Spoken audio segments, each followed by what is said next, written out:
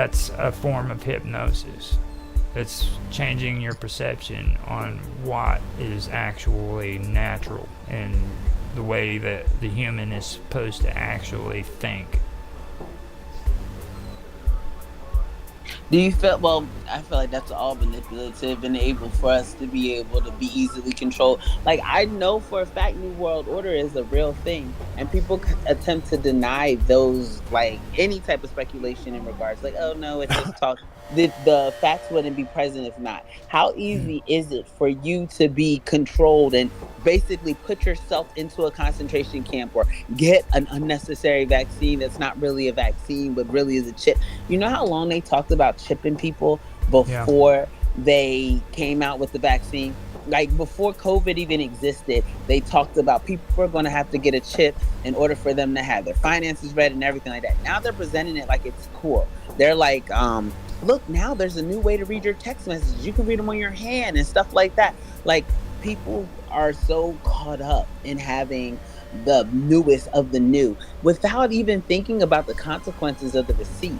Like, they're so, it's just, I don't know, I don't get it. How can you be so freaking dense? Like, how is it? And it's literally the money. It's literally the money, which they're about to take back with this digital currency transition. But no one believes that. People think that, oh, you're just a hater. No, what they're going to do is tell you that if you have cash, they were doing it for a little while where they started getting rid of change. You couldn't go inside of, you remember this? This was a couple years. You couldn't go inside of a store and get change. And every single company was encouraging you to be able to use debit or credit. And if you didn't have debit or credit, they didn't have anything for you. You were not allowed to shop at that store. And that happened for a while at stores down here. And then some of the stores just kind of was like, I'm not going to do this anymore. How come we can just kind of not do this anymore with that stuff? But when we come to the overall commands and demands of money, we're too afraid to let it go because we have to have some type of form of control.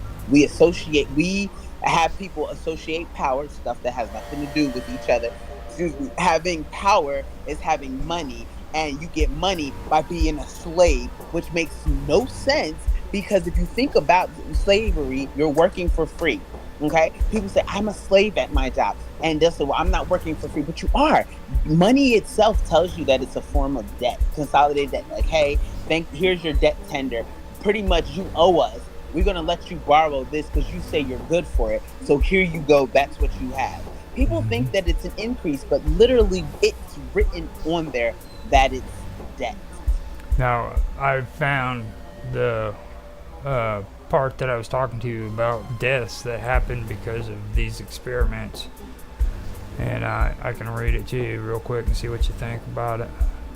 But it's right here in MK Ultra down towards the bottom under the category of deaths. And it goes, given the CIA's purposeful destruction of most records, its failure to follow informed consent protocols with thousands of participants, the uncontrolled nature of the experiments, and the lack of follow-up data, the full impact of MK Ultra experiments, including deaths, may never be known. Several known deaths have been associated with Project MK Ultra, most notably that of Frank Olson. Now, Frank Olson is the guy I was referring to. Olson, a United States Army biochemist and biological weapons researcher, was given LSD without his knowledge or consent in November 1953 as part of a CIA experiment and died after falling from a 13-story window a week later. A CIA doctor assigned to monitor Olson claims to have been asleep in another bed in a New York City hotel room when Olson fell to his death.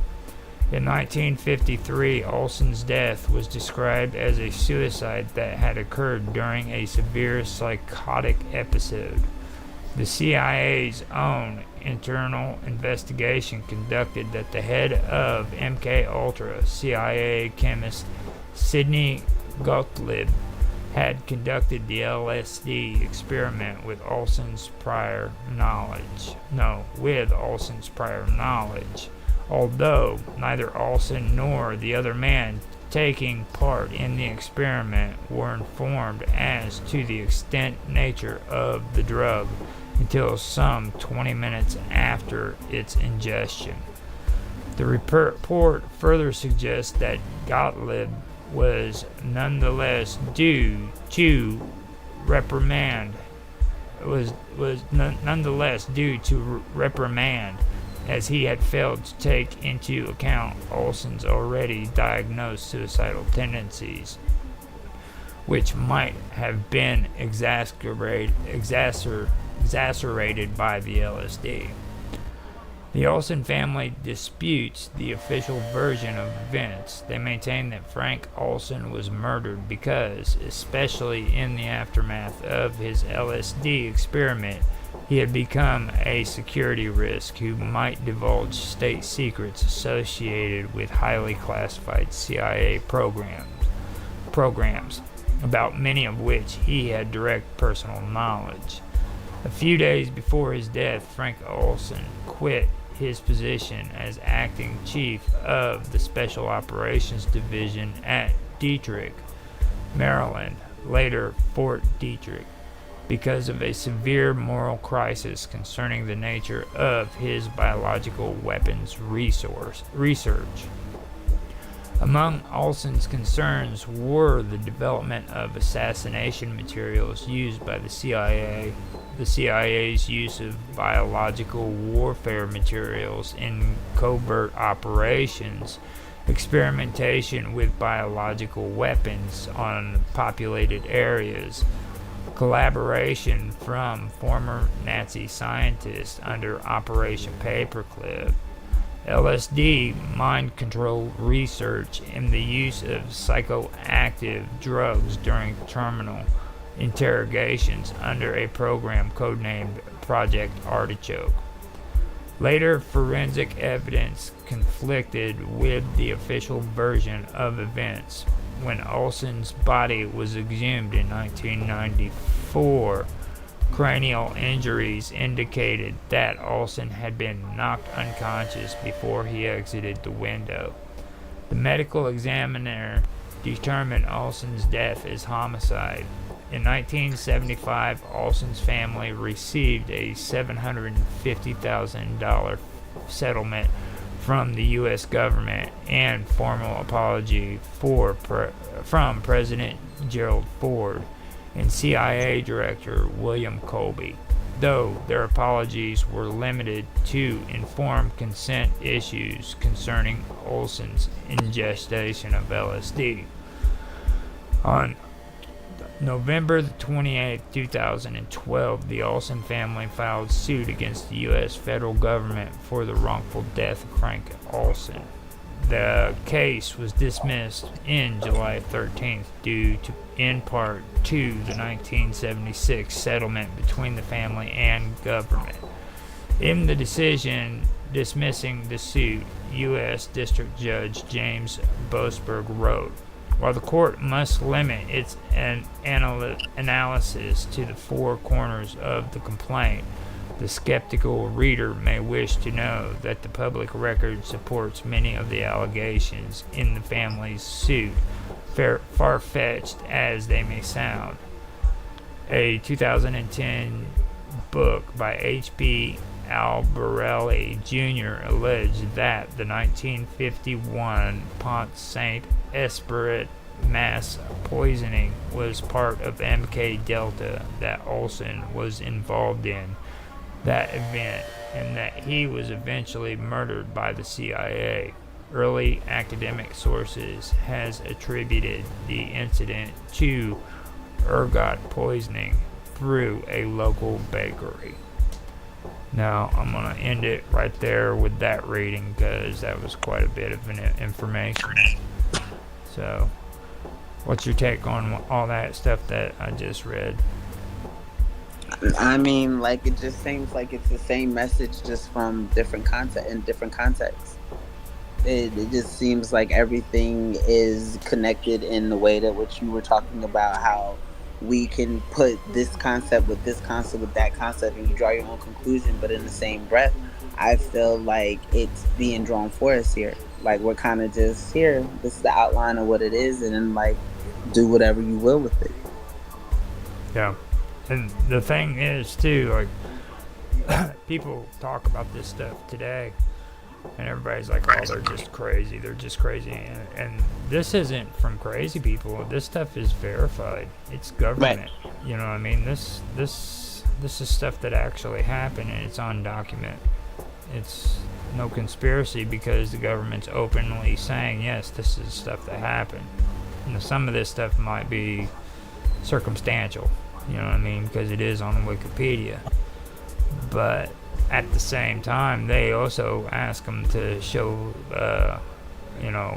freaking citations for the stuff they say on here. And there are some that need citations, but if you look at a lot of this, they have citations to go along with everything they're saying. So I find that this article is legit, is what I'm trying to say. Yeah. I mean, but most of the stuff is legit, even if it's seemingly discredited by popular belief. But that's just because people are attempting to maintain a certain type of image. Yeah. And they don't want to look bad. You know. Yeah. Who wants to talk about this stuff when it's just gonna brand you as a crazy person? You know, one of those people with freaking tinfoil hats. Me, I'm at the point to where truth is so important that I don't care how it makes me look, because I'm so because if I don't say anything, everyone has this concept that they have to be quiet about stuff, and then that's why it keeps happening. I don't want my kids to grow up in the same world that we have right now. I don't feel like that's fair. I feel like if I have the power, not even just because the power starts with your mindset, but if I have the power and the passion to be able to change this world, it's my direct responsibility. I feel like I'm a clown, a loser, and a lame if I sit here and know that stuff is messed up and I keep allowing it to be messed up without standing up for justice. And that's just real. Yeah. How long have we been on here? Have you been keeping track? It's almost 2 hours. Damn. Almost 7. Yeah, I know. We're getting ready to go. I have to get ready to go too because I got really, really hyped because I gotta get stuff done. I didn't even realize we were on here this long, to be honest with you. I gotta yeah, and I have to pee. So let's go ahead and end it so I'm really pumped right now because it just like I was looking for answers and it literally just fell in my lap God, it's so good. I gotta go. And right. I appreciate you, and I will listen in tomorrow, but we have basketball, so for the first half an hour, I'll be present. Actually, the first hour, because what I learned is the game does not even start till 7. So, yeah, I'll be here I'll be here tomorrow for Tech Talk. I will talk to you later. All right, have a good night. Be safe, and thank you. Hey, I might hit you up later so you can help me because I don't know why it wouldn't stream to Rumble even though it was supposed to, and I just literally copy and pasted the embedded code. So I might play with it first myself, but I might have to hit you up. All right. Thank you. I'll be able to do it. You seen me last night? I was calling you like Beetlejuice. You should have heard me in my house. Like, Roger! Yeah, no, you even tagged me on Discord. I seen that on John's on his I was getting desperate. I was like, help me, Roger! And I'm yelling that out loud in the house, so it's funny to me, only me being here, but I just could imagine watching me on TV. But anyway, I'll talk to you later. All right. I'll see you later. Thank you. And I hope you guys enjoyed. Thanks for stopping by and checking us out. We'll talk to you later.